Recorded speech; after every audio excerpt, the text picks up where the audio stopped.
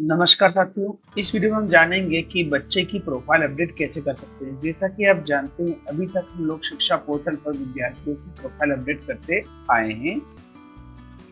अब ये सुविधा हमें एजुकेशन पोर्टल 3.0 पर मिलना है, यानी कि अब आगे से हमें एजुकेशन पोर्टल 3.0 पर ही विद्यार्थियों की प्रोफाइल अपडेट करना है। ये काफ़ी महत्वपूर्ण है। तो हमने पिछले वीडियो में जाना कि हम लोग किस तरह से विद्यार्थियों का एडमिशन कर पाएंगे, किस तरह से विद्यार्थियों का प्रमोशन कर पाएंगे। अब हम बात कर रहे हैं प्रोफाइल अपडेशन की। तो प्रोफाइल अपडेशन का जो प्रोसेस है आप देख पा रहे हैं। जब एजुकेशन पोर्टल 3.0 पर लॉगिन करते हैं तो कुछ इस तरह से यहाँ पर दिखाई देता है। और ये जो प्रोफाइल अपडेशन का प्रोसेस है, इसमें महत्वपूर्ण चीज़ ये है कि आपको बच्चे की सारी प्रोफाइल जो है वो अपडेट करना है। अब अपडेट कैसे करेंगे, तो वो चीज़ हम यहाँ पर बताने वाले हैं। तो आपको यहाँ पर जो डेटा आपको यहाँ पर ऑलरेडी दिखाई देता है, आपको यहाँ पर सबसे पहले क्या करना होगा, अपनी क्लास चुनना है। सबसे पहले आपको अपने विद्यार्थियों का प्रमोशन कर लेना है, एडमिशन की प्रोसेस भी करना है। देन आपको यहाँ पर पहले आप चाहें तो जो विद्यार्थी आपको प्रमोट कर दिए हैं उनकी आप प्रोफाइल अपडेट आप अनिवार्य रूप से कर लें। तो इसके लिए आपको सबसे पहले क्लास चुनना है। क्लास चुनने के बाद सर्च वाले बटन पर क्लिक करना है। जैसा आप करेंगे तो आपका डिटेल कुछ इस तरह से यहाँ पर आ जाने वाला है। यहाँ पर आप देखेंगे विद्यार्थियों की डिटेल आ रही है और साथ में आप लिखा आ रहा है profile update status pending pending pending. जैसे ही अगर आप यहाँ पर इसको अपडेट कर देंगे, यहाँ पे पेंडिंग नहीं बल्कि अपडेट दिखाई देगा। और अभी सभी ये प्रोफाइल जो है अनलॉक है, इसे हम बाद में लॉक कर सकते हैं। अब आप देखेंगे कि चलिए मैं एक प्रोफाइल अपडेट करके आपको दिखा देता हूँ कि यहाँ पर जो बच्चों की जानकारी लगी हुई है, इन बच्चों में कुछ बच्चों की जानकारी अगर गलत भी, जैसे यहाँ पर मैं इस बच्चे की जानकारी को देखता हूँ तो यहाँ पे आप आइकॉन दिया हुआ है। यहाँ पर आप क्लिक करेंगे तो बच्चे की प्रोफाइल आसानी से देख सकते हैं। मैं यहाँ पर क्लिक करता हूँ, मुझे बच्चे की प्रोफाइल यहाँ पर देख सकता हूँ। कौन कौन सी जानकारी बच्चे की प्रोफाइल में जुड़ी हुई नहीं है, उस जानकारी को मुझे अपडेट करना है। तो मैं यहाँ पर अपनी प्रोफाइल जो बच्चों की है, जिसे यहाँ पे इनरोलमेंट नंबर नहीं है और बहुत सारी डिटेल यहाँ पर दिखाई नहीं दे रही है, तो मुझे अब क्या करना है, एडिट करना है। तो मैं यहाँ पर इस बच्चे की प्रोफाइल को यहाँ पर एडिट वाले ऑप्शन पर जाके क्लिक करूंगा। जैसे ही मैं क्लिक करूंगा बच्चे का पूरा डिटेल मेरे सामने यहाँ पर इस प्रकार खुलकर सामने आ जाएगा। अब मैं यहाँ पे क्या करने वाला हूँ, सारी डिटेल बच्चे की देख लेना है। ब्लड ग्रुप अगर मुझे पता है तो मैं ब्लड ग्रुप सिलेक्ट कर लूँगा, अदरवाइज इससे रहने दूंगा।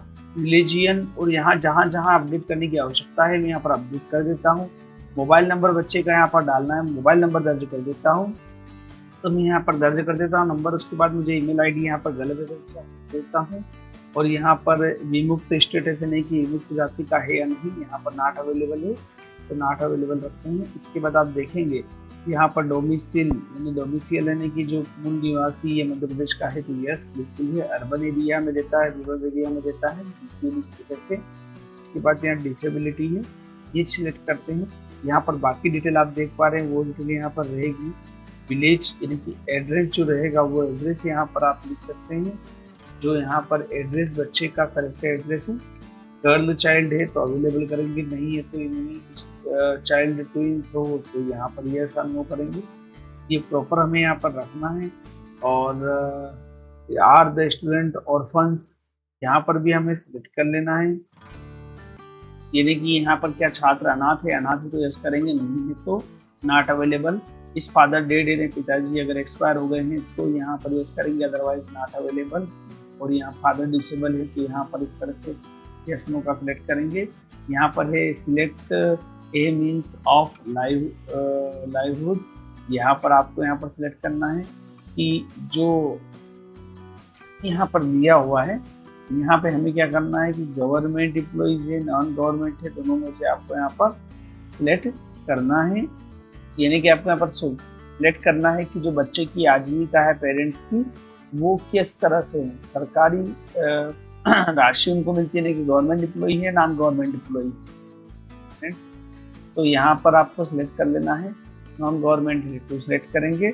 और फादर गार्जियन ऑक्यूपेशन यहाँ पर मतलब फादर का जो या गार्जियन है जो अभिभावक है उनका क्या काम धंधा है, बिजनेस है तो बिजनेस, अगर वो डिसेबल्ड है, रिटायर्ड गवर्नमेंट सर्वेंट है तो यहाँ पर सिलेक्ट करेंगे, किसान है तो फार्मर सिलेक्ट करेंगे, गवर्नमेंट सर्विस तो सर्विस सिलेक्ट करेंगे। तो यहाँ पर जो है बच्चा के पेरेंट्स अगर लेबर तो मैं लेबर सिलेक्ट कर लेता हूँ। इसी तरह से मदर का ऑक्यूपेशन यहाँ पर सिलेक्ट करना है, मदर हाउस वाइफ है तो हाउस वाइफ सिलेक्ट कर लेंगे। फैमिली की जो इनकम है वो ईयरली इनकम यहाँ पर सिलेक्ट करना है। टैक्स पेयर अगर है तो यस नो पे सिलेक्ट करना है। उसी तरह से whether land is more than 10 एकड़, अगर 10 एकड़ से ज़्यादा ज़मीन है तो सिलेक्ट कर लेना है, अदरवाइज नॉट अवेलेबल पे रहने देंगे।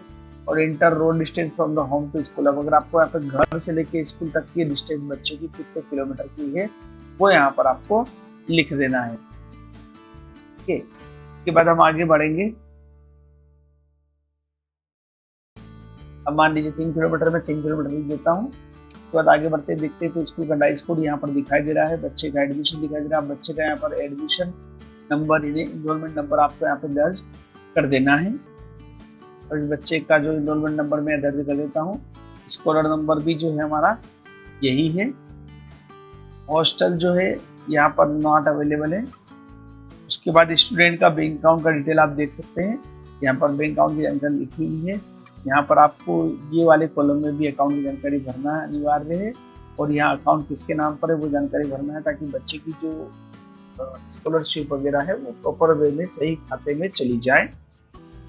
तो यहाँ पर आपको डिटेल इस तरह से भर देना है। और जो बच्चे के डॉक्यूमेंट अगर आपके पास है तो आप यहाँ पर उनका जाति प्रमाण पत्र, उसका हैंडीकैप्ड अगर है, विकलांग विद्यार्थी है तो उसका सर्टिफिकेट, उसके बैंक की पासबुक, इनकम प्रूफ यानी कि आय प्रमाण पत्र, बीपीएल कॉपर का प्रमाण पत्र और डोमिसाइल सर्टिफिकेट यानी कि मूल निवासी प्रमाण पत्र आपको अपलोड करना है। और अपडेट वाले बटन पर क्लिक करके आपको डेटा अपडेट कर देना है।